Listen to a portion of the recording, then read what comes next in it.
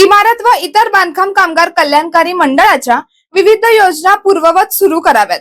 13 जुलै 2026 रोजीच्या परिपत्रकाद्वारे रद्द करण्यात आलेली शैक्षणिक सहाय्य योजना तातडीने लागू करावी, तसेच कामगारांच्या प्रलंबित प्रश्नांवर त्वरित निर्णय घ्यावा।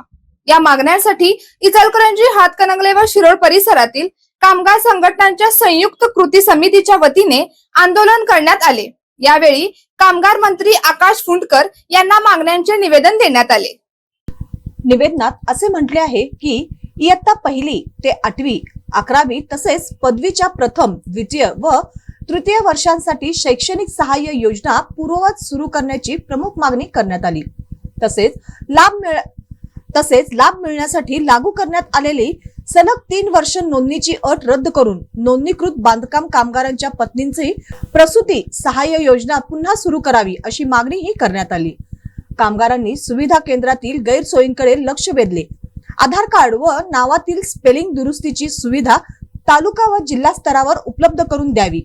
नूतनीकरण, नवीन नोंदणी आणि विविध लाभांसाठी अर्ज स्वीकारण्याची क्षमता वाढवावी अशी मागणी करण्यात आली। सध्या नूतनीकरणासाठी 3 ते 4 महिने तर नवीन नोंदणीसाठी 6 ते 7 महिने लागत असल्याने कामगारांना मोठा मनस्ताप सहन करावा लागत असल्याचा आरोप करण्यात आला।